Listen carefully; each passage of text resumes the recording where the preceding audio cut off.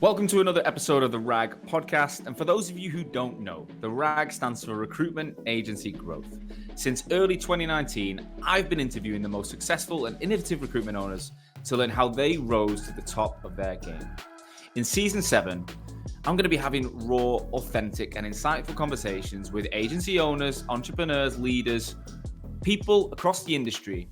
And I want to be learning about their ambitions, what's happening behind the scenes in their agencies today, and their plans to navigate difficult market conditions. I'll be bringing you the latest and greatest recruitment stories every single week on Wednesdays at noon across multiple platforms. Stay tuned. Hello and welcome back to another episode of the RAG podcast. On this week's show, I was joined by Diane Prince. Diane is the former founder of a number of US-based recruitment businesses.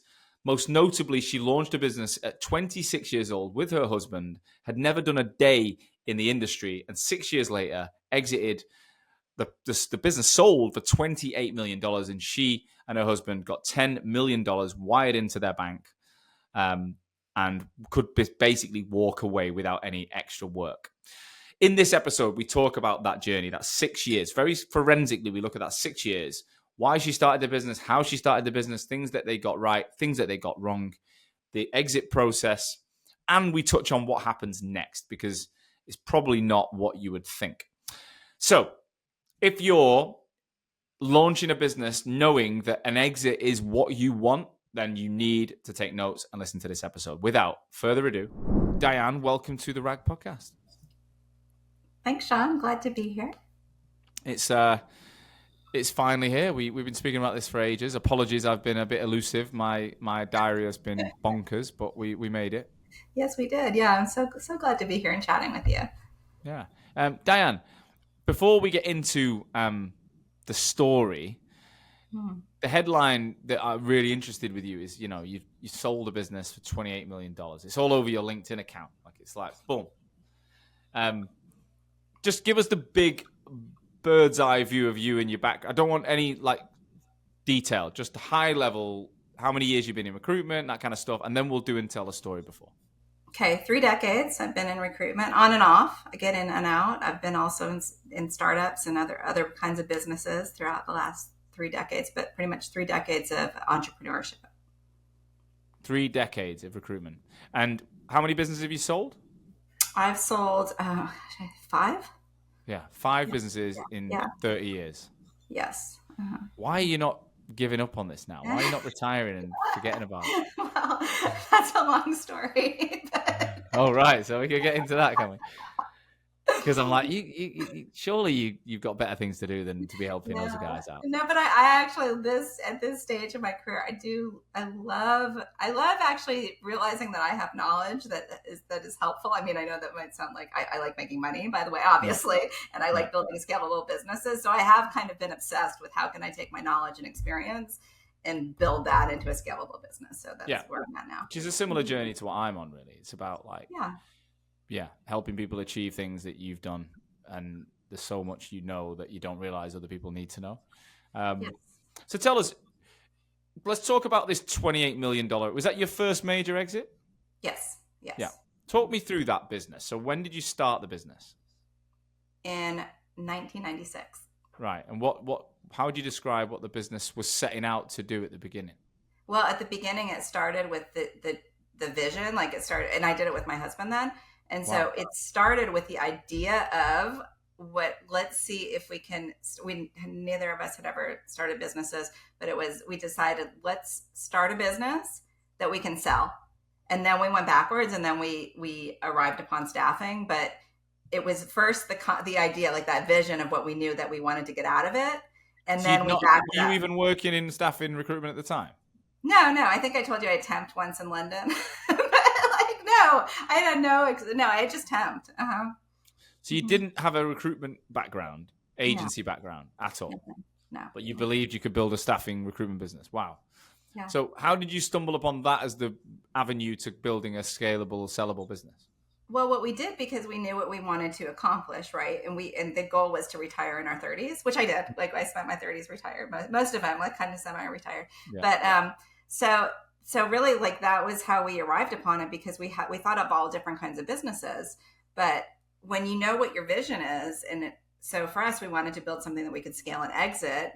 Then we had to find a business that would accomplish that goal. So it was a lot of, I mean, we both had 9-to-5 jobs, and then just brainstorming. Like, we were obsessed with figuring out what kind of business to do. We talked to different people, and then we finally, we were having pizza with my dad. My dad was visiting from Chicago, and he said, hey, why don't you start a temp agency this is a really specific niche that is unique to the US, but he said, why don't you start a recruiting business in title insurance, which is like title insurance. Title insurance is what, just like super brief. It's like really technical. It's what you need when in the US, when you buy property, when you buy real estate, it basically like goes back to like recorded history and shows that there's no liens and that you have the right to purchase the property free and clear. So we placed the people and my dad was in title insurance. So we placed the people who did that, like who put together those title policies and searched the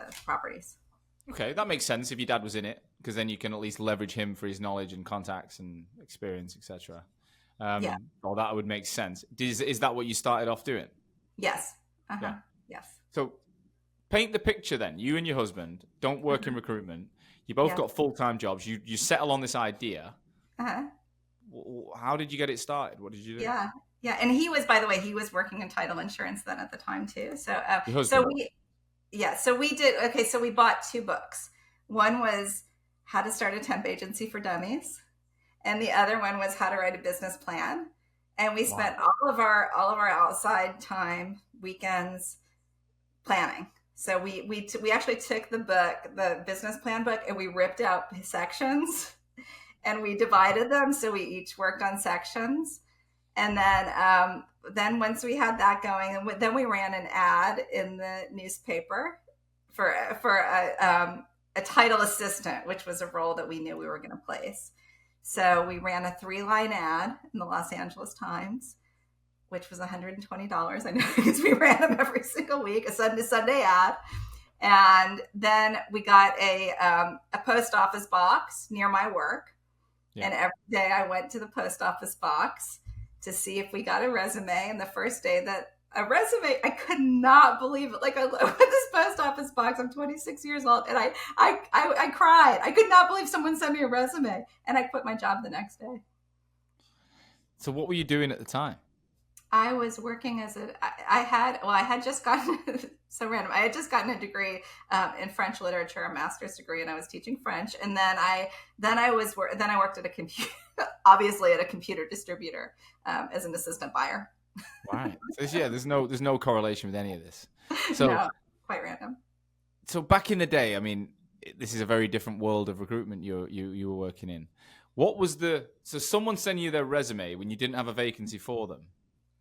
Were you going to then present them to the market, basically, then, to say, look, I've got this guy or girl who's looking.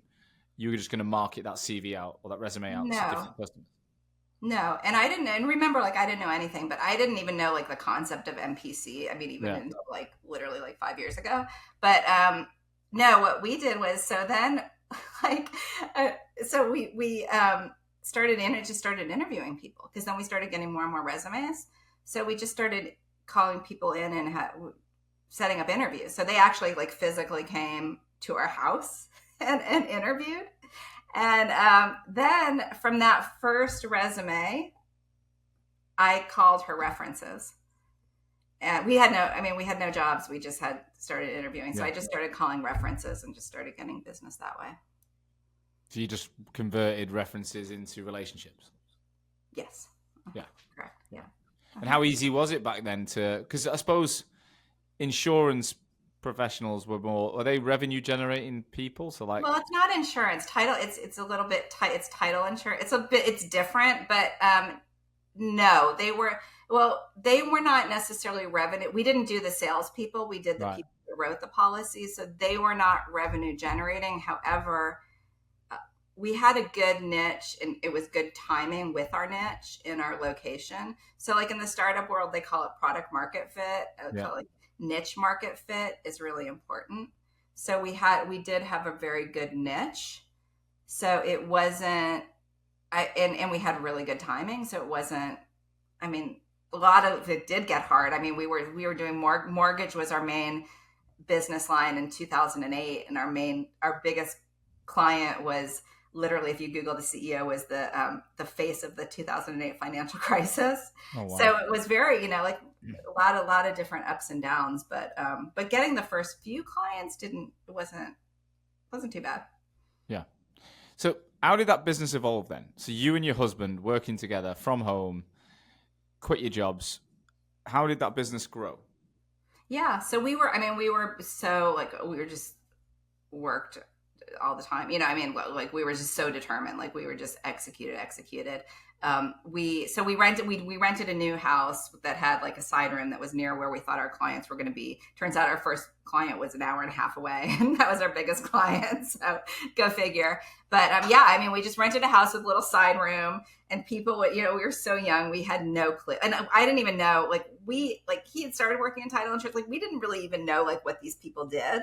Like we didn't really, But as we just learned, like as we started interviewing them, then we learned, then we got buzzwords, and then we kind of started understanding. And then, everything in this business is connecting the dots, right?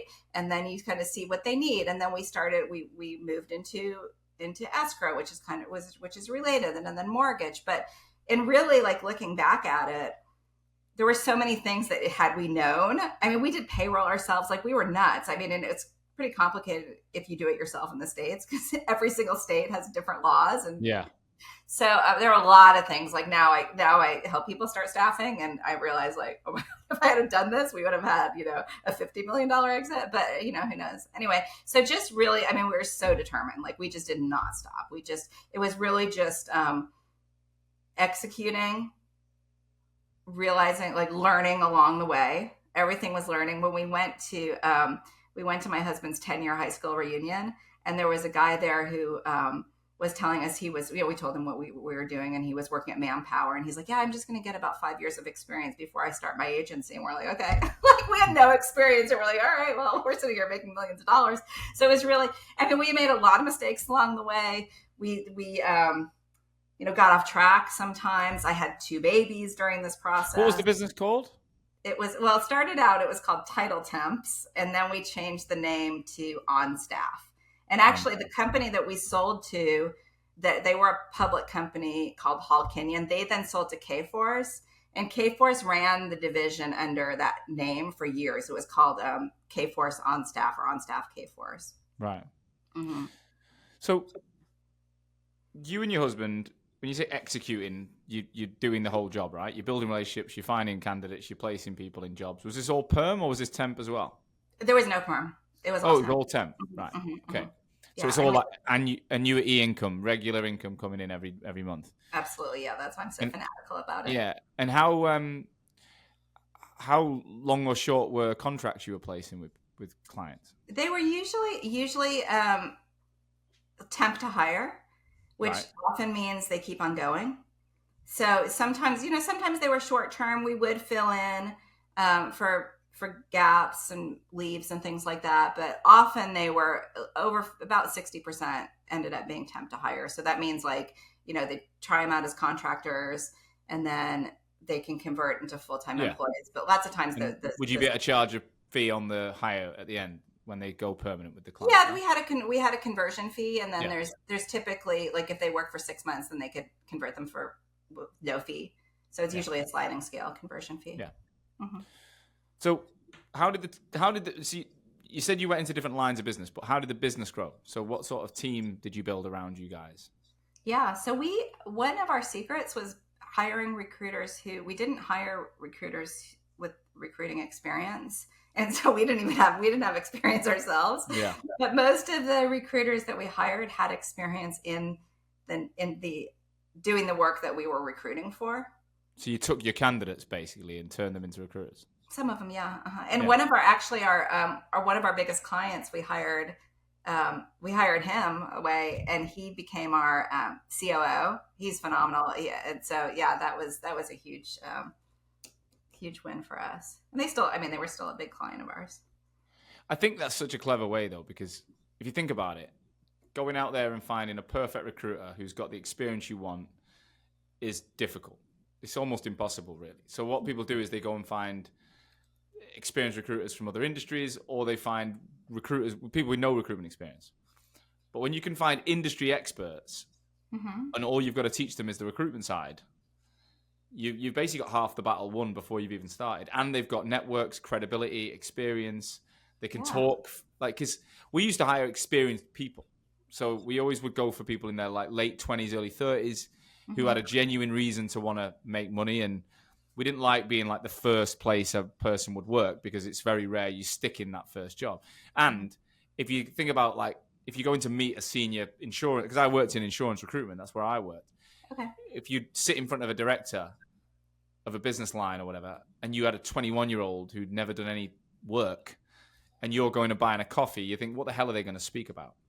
Whereas when we had a 28-year-old or 32-year-old who'd been in the army and had 3 kids, they would typically be able to talk about life and quite quickly build those relationships beyond recruitment. That then, once we built the recruitment experience, it tended to work. But we never went down the industry, like going after the industry. I think that's was there no conflict in terms of, like, again, one of the issues you find is recruiters don't get paid basic salaries to the level of the industries they recruit.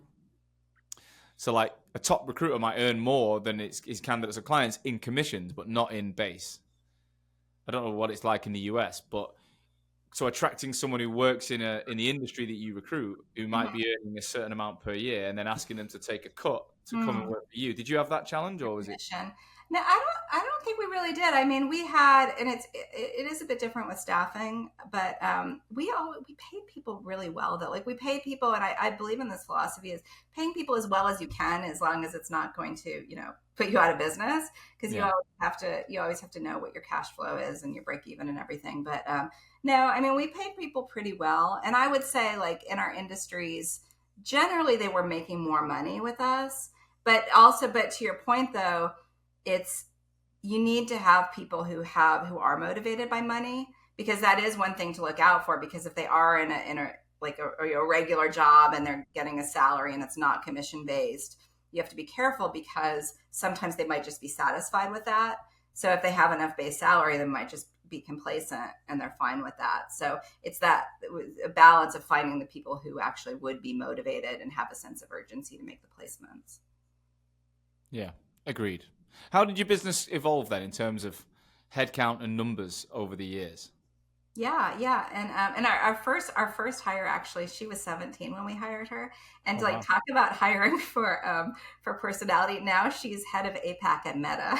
So wow. I love that story, because just like hiring good people. But that's how it evolved. Like, we hired her, and sometimes there was nothing to do. We'd be like, yeah, just hang out, play a video game, and but then it just, we just kept on growing, and mostly it was where we kind of started in clusters. So we were in Southern California. We had a few offices. What we would do it was before things were remote. Yeah. But what we would do is like Orange County, Irvine, that is about 2 hours from where we were.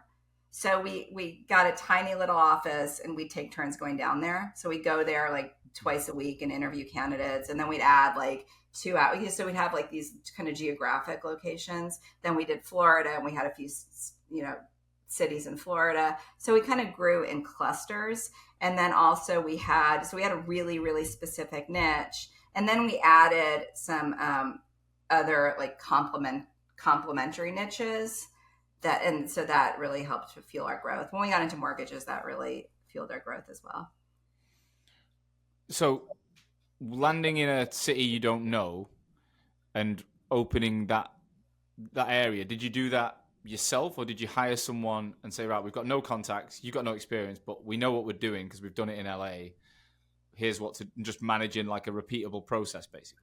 Yes, because the people we hire, I mean, we did hire people at that point with experience, and talking about like with our goal of exiting, we met with advisors. We had an investment banker we met with every quarter who knew what our goals were, and he eventually brokered the deal and making a whole bunch of money from it. And so we would say like, okay, what should we do next? And then he'd make suggestions, and we added to our executive team, and we hired somebody he was in healthcare staffing, so not at all, he was in staffing, but, and then we put people in branches in different parts of the country who didn't necessarily have experience. Some of them did have recruiting experience though, the branch managers. But to open up a branch though, did you just literally copy what worked in LA? Is that the plan? Yes. Yeah. Yes. Yeah. Yes. Uh-huh. And that's where that rinse and repeat model came from. Like it was all geographical, localized, go to that place, do this. We've proven it. Was there any states where you went and it just didn't work? Like it just didn't work that way. People were not receptive to the same approach or anything like that. Yeah, we were in. We did try to open in Washington State. That's one that comes to mind that did not work. I think it was more probably the person we had in place. But yeah, it that didn't work as well. Texas worked really well for us. We're in Dallas and Houston. But a lot of times it really depended on the person that we hired. Yeah. So tell me, what was you said you had a vision to exit from day one. Mm-hmm. What was the time frame on that when you first set out to start the business? 6 years. Right.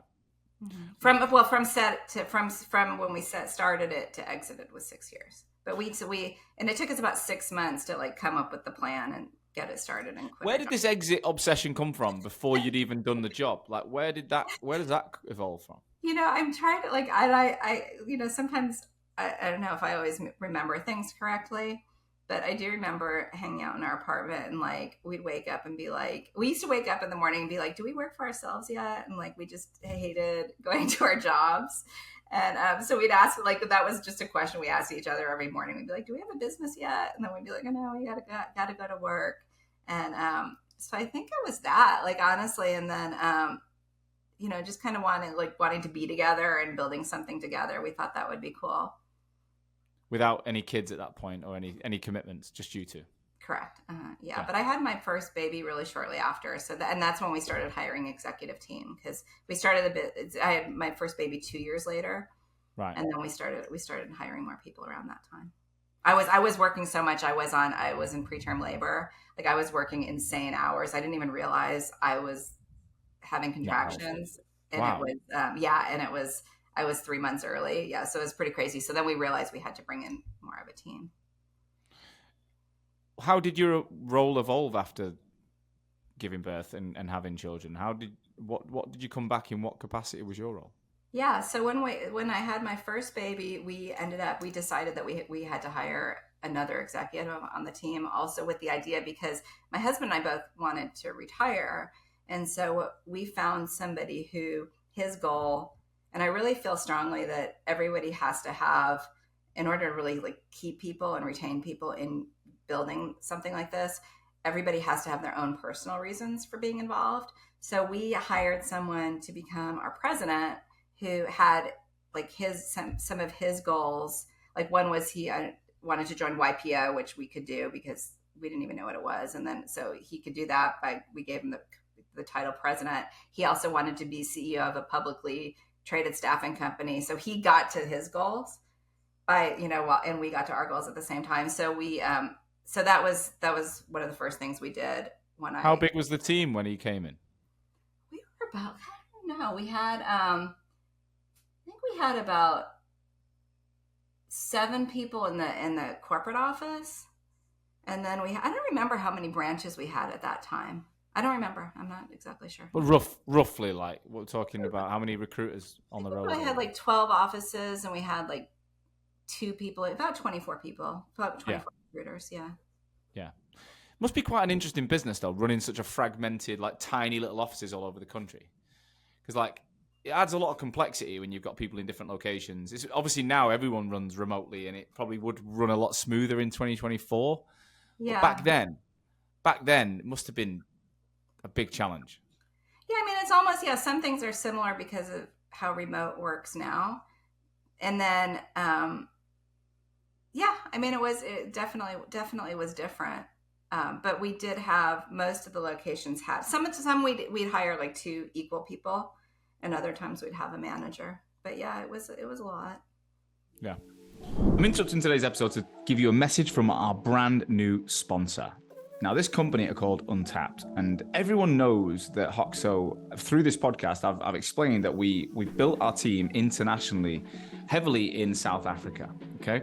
And I get questions all the time from clients and people who listen to the show, like, how have you done it? What was the process, etc. Well, I've partnered with a business that can ultimately reveal it all, share it all, and help you do the same, right? Because look, it's been a tricky year for the sector, and many of people through uncertain times have had to streamline operations. However, accessing low-cost resources internationally has proven to be a bit of a cheat code for some people, including Hoxo. But anyone who's tried it, like us, it's very difficult, a lot of work, process to get it right. So this company, Untapped, are one of the hottest companies in the market. They've helped Hoxo, they're helping our clients, and they specifically look at companies in the UK, US, Middle East, and Australia transition to using remote individuals and building full offshore sourcing and recruitment solutions. So they source talent pools from places like South Africa and the Philippines. And we're talking about experienced talent here. We're not talking about graduates with no experience. This is like people with 3 to 5 years recruitment experience, and integrate them into your UK team. So they work remotely, but plug into your UK team. They put around 3,000 candidates per month through an intense 4-stage interview and online testing process to find the top 1% or 30 people and secure these people for work with recruitment agencies like yourself. All candidates are benchmarked against UK competency frameworks and the way in which you would hire in the UK. So we're not talking about cheap for the sake of being cheap. We're talking about international, experienced people just living in lower cost locations. So it's a really simple process. If you want to work with these guys, you pay a deposit to kick off their search. They then provide a candidate shortlist in 14 days. And then you can put people through your own process to hire them permanently, or there's a freelance option. So if you just want to try before you buy, they can employ them. You pay a daily rate and it's a freelance option. Untapped are totally transparent with all the salaries and fees. We're talking about you'll still pay about 70% less than a UK equivalent in that role. So it's a no-brainer to complement your existing team, to handle surplus demand and ease cost pressures. If you're not using this to rip up your business and rebuild it with global resources, then you're probably going to fall behind eventually. So due to demand and capacity, they're only operating on a waiting list right now. So if you want to be part of their waiting list, go to www.tryuntapped.com and check out their information. Make sure you say that you listen to the RAG podcast, because they'll do you a very special deal as well. Right, go and check them out. Back to the show. It sounds a bit like a real estate brokerage or something, the way you've run it. Like, it's quite, because I know in the US, a lot of real estate brokerage. I met a guy in LA actually who said he had 44 offices, 44 branches of real estate brokers across Southern California or something. Yeah. And I was like, yeah, it's just, every area is so localized. You can imagine having a branch, someone there, people on the ground, meet in the local area. Yeah. So you've run it in quite a similar way, really, I suppose. Yeah. Well, if you think about because it's, staffing or contracting, because, that was part of what we love so much about the business model. My dad was an executive for his entire career. And so, but he's brilliant. He's on our board. He's brilliant in business. He's not like a risk taker at all, and not like, he could never be entrepreneurial, but he's brilliant. But what he said to me early on is, this is the way that you make a lot of money, is having other people doing the work. So that was really like, that's how staffing works. With every person you have out, you're billing hours. And then, so if you think about that, and then we had the branches. So every branch was doing the work, and then finding and recruiting the contractors to be on assignment. So it's basic, like all of those different kinds of tiers. So we managed the people in the office, and just kind of had to trust that they were managing their people. And sometimes, like in Washington State, sometimes it just didn't work out. Yeah. What were the biggest mistakes you made in that process? One was starting a school. So we started like going into different areas that we had no business going into. So we had tried. It was at that point, the markets just fluctuate, and it was difficult to find the employees at that time. It was more of a there was more demand. So we started a school to teach people how to do title and escrow, which is what we were placing. And right. So you're creating candidates, basically. Yeah, that didn't work. That did not work. Do not recommend. What? Why? Well, first of all, I mean, it's hard to get a fee for somebody who doesn't have experience. Yeah. So that was, you always have to look at, I'm sure you know this, but like who's placeable actually for a fee. And so it was a lot of work. There was no return on it. And it was a giant distraction. And it was really, really expensive as well. Yeah. And then Yeah. one time we went into healthcare. That was at a future business. We started doing nursing, and that was kind of a disaster too, because we had our same recruiters trying to recruit like night nurses. And they were just like, it was stupid. They were just like mad, and we ended up selling that division off. So what? Two things there I think I've just picked up are distraction in terms of multiple products and actually multiple niches. Yeah. So it's trying to keep. Would you say that's a big learning then? It's trying to keep people as focused as possible. Just on less, do less, but do it better. Correct. Yes. Yeah. Mm-hmm. Yeah. That's something I've learned even in my business in the last year. Like we were doing too many things. Yeah. And I'm like, when you look at the work the clients we're doing with clients, I'm like, it's too varied. It's like too many different things. We're not, you can't be great at all of them. So yeah, just do less and do it better. And it's paid off loads for us. Has it? Yeah. Yeah. Yeah. I'll still like find myself getting, shiny new object syndrome. And I think it's so common for entrepreneurs. Because it's, it can get boring. Like there was a part, it was like just building and building. And then you find yourself like, you're no longer like launching something, and you want to keep launching things, because that's what you like to do. But then it's not always the best thing to do. And then you find yourself like you're at this point where you're like maintaining a business, and it's not really the thing you want to be doing. Yeah, but the way you did it is like you're launching new offices, you're launching new branches, basically. So you're doing the same thing, but you're replicating. So you are always launching, even though you're not distracting yourself with different niches and different. Correct. Yeah, as long as you stick to what works and you just keep repeating that. Yes. That seems to be a very good idea. Yeah. Very good. And there's other people who started when I do, and they're still have their businesses, and they're billionaires. So it's like kind of deciding what path you want to take. I don't know. I'd like to be a billionaire, but that wouldn't I'm more of just build something, and then that's kind of more who I am, for better or for worse. So you said you exited in 6 years. Mm-hmm. So at what point did you start to get close to we know we're in a position now where we can start to go to market or start the process? How many years in was that? It was about 5 years. Yeah. Right. So talk me through what happened next. Yeah, because we had a deal actually with TMP. They were the company that owned Monster.com.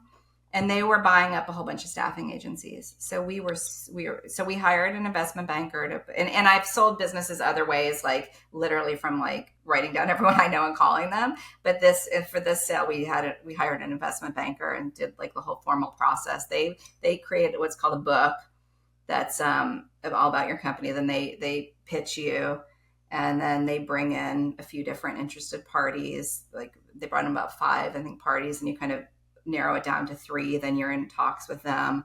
And so we had the deal with Monster.com, and they were actually, when 9/11 happened, they were based in New York, and their accounting team came from, they were based in the trade towers, but they were, so they sent a team to due diligence at my account. Back then everything was in person. So they were at my CPA's office in LA. And then like that week when 9/11 happened, so that deal fell through. And then we decided at that time, because everything was, it was like everything was grim, like especially like marketing, and so we decided to take a step back and thought, okay, well maybe now this is. But by the way, I was really depressed. Like that was a really hard time because we were so excited, and like speaking for myself, I just saw this like exit, and I was feeling like it was just, I don't know, like I was just so excited for that to happen. And when it didn't happen, it was really hard for me. And then, but then we regrouped and we decided, well, now it's probably time to hunker down and invest and build the business further. And we thought that we would buy smaller businesses and have an acquisition plan ourselves. And then the first call, we hired someone to help us do that. The first call he made, they said, well, we actually have someone who might want to buy you. And then we got into other negotiations, and that took it several months for that deal to really. Well, I guess paint the picture of what the business needed to look like for you to be ready for those negotiations. Like what was in place that meant that you could now take it to that level? Yes. Okay. So main things, accounting, like having really clean numbers, having audited numbers, and having a clear picture of your EBITDA, and then that's one thing. Having executive team is another thing that people look for. Recurring revenue, which is Yep. why staffing is so important, and having that recurring revenue. It's difficult to sell a permanent placement business. So, and then also having a diversified client base. So having not only, you need to have, I work on an anchor client strategy with my clients, which is what we did, so that you have at least three, hopefully five, any clients that if everything else went away, they would keep the lights on. So not having any one client be more than 30% of your business. Those are some of the main things. So accounting, EBITDA in place. When you say clean books, let's be honest, what does that mean in your opinion? You have to be able to know, you have to have your accounting in place. Like it has to be, because when you're going out and showing people, because you're opening up your books, it has to make sense.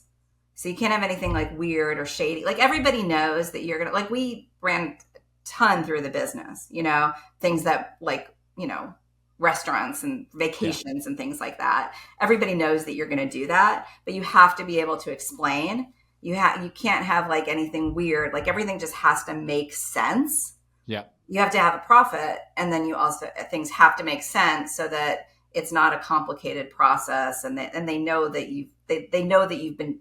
They're not going to come into any weird surprises. Yeah. Mm-hmm. And when it comes to like your sales and marketing processes, everything like that no longer involved you at all. Just the high level, like we had like Countrywide Home Loans. So I mentioned they were one of our biggest clients. So we got involved. We take them to sporting events or restaurants and things like. So I did get to know some of our major clients, and I go to trade show events, industry events, and things like that, and not in recruiting. I go to like staffing industry analysts and stuff like that, but I'd also go to like title insurance conferences and escrow conferences and got to know people. Mm-hmm. But the thing that often a lot of founders I know come across is like they do hold the deepest relationships in the business, especially in that like first 5 years or so. Like clients really have bought into them, and then they're building teams around them that they're trying to get up to speed to buy into. They want the business to stand on its own 2 feet and not be like them plus staff. Yes. So what's your advice around how to avoid that issue? We did it from the very beginning. I don't know why we knew that, but we just knew, like we acted like we were a big company from the very beginning. People didn't even know we were married. Like I used my maiden name, and we just, I don't know why, like we just would separate ourselves. So it wasn't like all about, and sometimes it was like, but not with our clients. It was more like that sometimes with our employees that it was us. But I don't know. We just set it up. People just didn't really know. Like and we really worked off of each other. Like there wasn't really back then this like founder thing, or like, it was sort of like no one called themselves an entrepreneur unless they were Donald Trump. It was just like, you were just a business owner. So we would act like when we had I did that first reference check. And the hiring manager was like, "Oh, where are you from?" And I'm like, "Title Temps." And I mean, like, I'd literally never talked to any client before. I'm like, "Title Temps, do you?" And he's like, "What are you?" And I'm like, "Oh, let me send someone out and chat with you." I didn't say like, we're the owners. Like, we never said that. So then, like, I got off the phone and I'm like, "Matt, you're going down to Orange County tomorrow." And so it wasn't like, sometimes he'd call, like we'd call each other different things. Like, "Oh, this is my assistant. This is my manager." Like we just kind of riffed off of each other. So nobody really we just acted like we were really big. Yeah. Yeah. So you effectively, you look like a recruiter who works for the business from day one. Yeah. And we built, obviously we built relationships, but then, our people came in and built relationships too. Yeah. Mm-hmm. So talk me through the actual exit then. What once you got the right buyer on board, how did that transaction progress? Yeah. sort of like when you buy a house, like it's up and down and you think it's about to close and then it doesn't. And Yeah. our accountant had told us, I think he had said the deal's going to be off at least 3 times before it closes. And then my dad told me, what did he say? Oh, he said, if both parties want it, it's going to happen. Okay. And then there are 3 quotes. And then John Boehmer, he was the one who bought, he was the former chairman of Adecco who bought another company, had said to me, this was later on, but he said, you don't get what you deserve, you get what you negotiate. So, but I didn't know that till later, but that is very true. So it really did. It was a process. I mean, it took a few months. And it was a lengthy process. Thank goodness we had that investment banker helping us and guiding us, because otherwise it's really common when you first start a business, you're watching every penny, but then when you go to sell it, you're like, oh, here, take it. Like, you just want it to close so badly, you're like, literally walk away from millions of dollars. So having that, he really kept us on that. Like, no, like, $200,000 is a lot of money. Don't walk away from that, So it was some, like, we had to be willing to walk away at some parts of it, but it was very emotional. And then, I mean, when the money dropped, though, like when that wire dropped, we had 2 kids by then, and we were at Toys R Us. We had a big toy store here, and then the money. So for us, our cut was $10 million. So like having that drop in our account was like that moment was amazing, but it's a lot of work that led up to it. Yeah, I mean, obviously there's the legals in. It's a bit like you say, buying a house. You've got lawyers talking to lawyers, and you're constantly back and forward, and you're waiting for that date and money being transferred, etc. So you're at Toys R Us, and we do have Toys R Us in the UK. I don't know if it's still, I don't know if it finished, but it was a huge store in the UK as well. So you're walking around Toys R Us, and then boom, you get that note. You've got 10 million in the bank. Yeah, and we got the call because I think it was before. It's funny, it's hard to remember like how you got information back then, but it was a call. The wire hit. Yeah. And were you guys then locked in for a period of time to stay with the business? Yes, but because we had that executive team, so we had our president and our operations person. They were actually required. Our president was required to move to Northern California for a certain period of time. So he did. I mean, so really, I mean, we didn't do anything. I mean, honestly, like we had non-competes, but they didn't ask us for anything. And then our ops guy also went. Roger didn't have to move, but he stayed in his role. And then, so it was, I mean, typically. What did the business who bought you do? What was their niche, or what did they specialize in? So Hall Kenyon was a tech recruitment. They were tech staffing. They were publicly traded, and they were the reason they bought us. And there's always different reasons, and it's usually like every acquisition I've done, or that every business I've exited, there's been a really specific reason why they wanted us.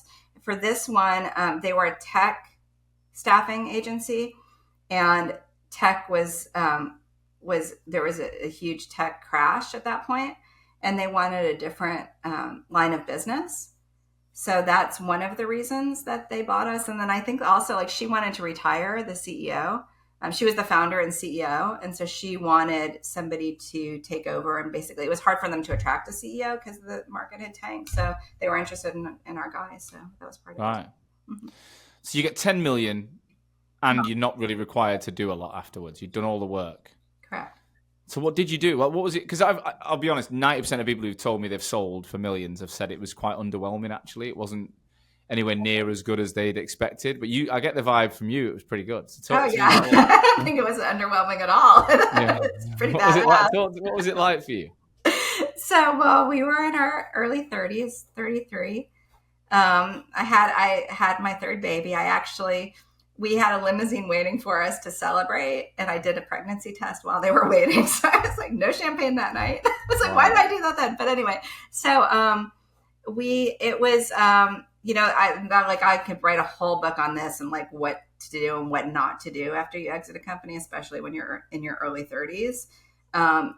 So it was really exciting. I think we had we had like hugely inflated egos, because we thought that we could do anything. we were, and because, I mean, we were 33, we were like retired, and it was, we had these 3 kids. And so I think a lot of it, again, I know a lot of it went to our heads. And like that's a whole other chapter. I'm not sure. I'm like, when am I going to write that chapter? But it is, But so, without going into too much detail, like, yeah. what were the signs that had gone to your head? What did you do differently that maybe you look back on and think, I wouldn't do that again? Yeah, well, one thing was we spent way too much money. Like we kind of agreed we were gonna like hunker down, and then we just made really some stupid decisions, and then also starting our next business because we got really greedy too. So we realized like that's not enough, and then we went. We then had different friends who had more money and private jets, and we were like, I've never shared this before, Sean, with except for my therapist. But I'm your new therapist, just so you know. What'd you say? I said I can be your new therapist. Okay.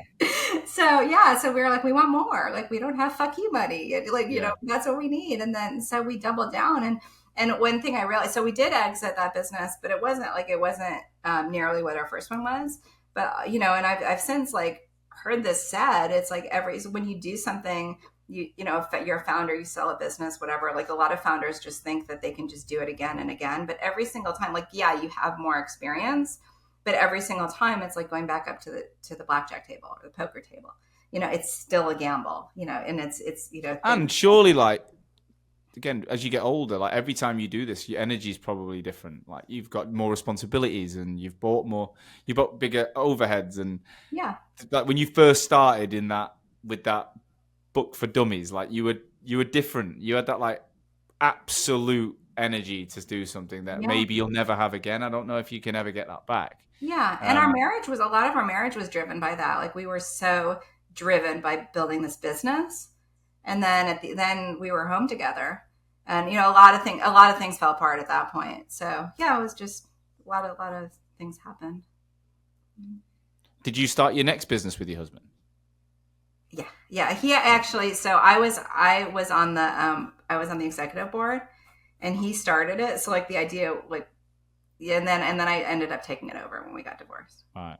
Yeah. So I wasn't like, I was pretty happy at that point. Like then we moved back to LA. We were in I don't know, long story, but like I was happy surfing and shopping and stuff like that. And then, so like I wasn't totally on board in starting the business. So I was just on the board, but then like things happened, and I ended up taking it over when we got divorced. So, and then, yeah. Mm-hmm. So there is a part 2 to this episode. There's a part 2. There's a definite part 2. Yeah. I guess that, I mean, look, to do that in your early 30s is incredible, right? I mean, I'm in my late 30s. I'm 38 soon. Mm-hmm. I haven't sold a business. I'd say I'm in a position financially that I never probably thought I would be when I was young. I'm nowhere near the level you were, but I'm definitely in a position where I can live a certain way, and I'm really grateful for it. But what I haven't done, I haven't gone and surrounded myself with those private jet people. And I'm not there yet because I haven't sold anything. But I actually am very aware of that now, that my lifestyle could be led a lot by other people. Like if I got too sucked into, I said this on a podcast I did a couple of weeks ago, like even the episodes like with you now, listening to what you did at 33, my instant reaction silently is, I'm not as good as you. Like, I'm not good enough. I'm 38 and I'm not sold anything. That I think we all go through these ego checks.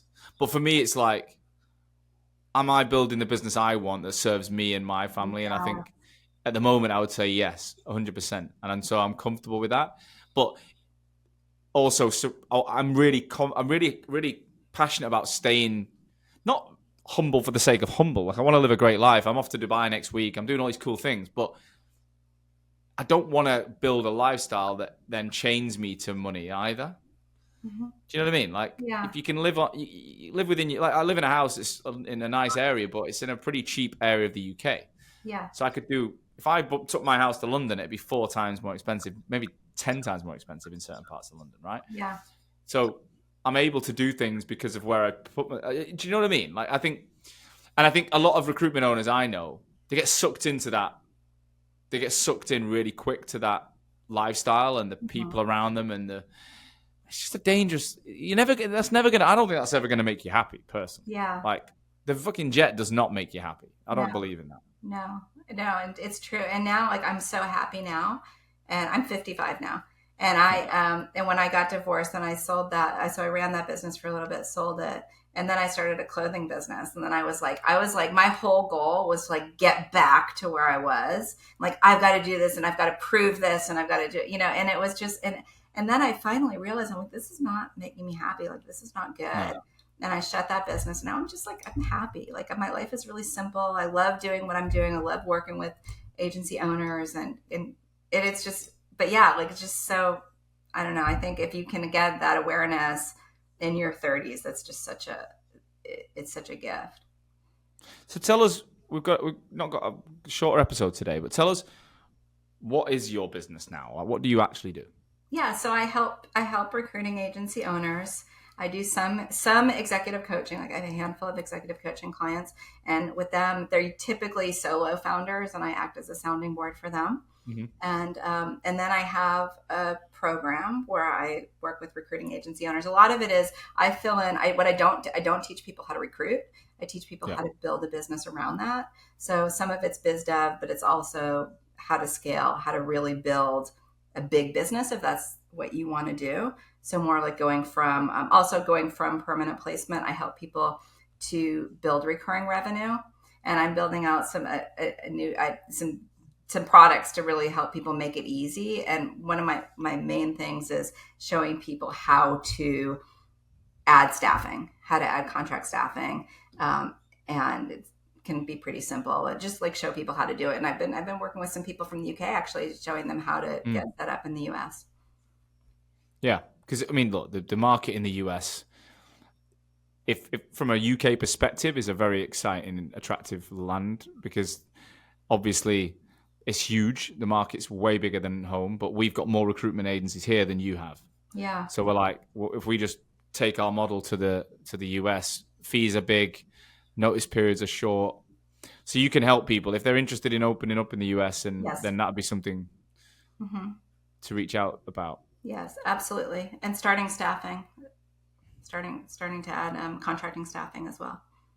Yeah, it's kind of, I don't think that's the terminology we'd use in the UK. Some of us, I wouldn't say staffing, we'd call it a contract. So we just say permanent or contract. Like, that's all we'd say, permanent contract. So yeah, staffing to me is, I think, low level, blue collar, like per hour workers, which might be what you'd know, but a lot of the people listening to this are running, like, they're recruiting accounting professionals or business transformation, or I don't know, doctors, lawyers, whatever.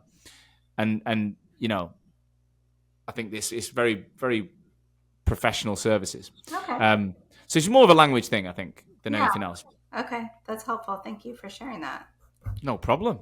Teaching you live on the show. And Diane, I do think we should do a part 2 at some point. And I think I'd love, one of the things on next season of The Rag is going to be a lot about that holistic view as a human around the business. Mm-hmm. Like, I can talk about growing, I can interview people who sold a business all day.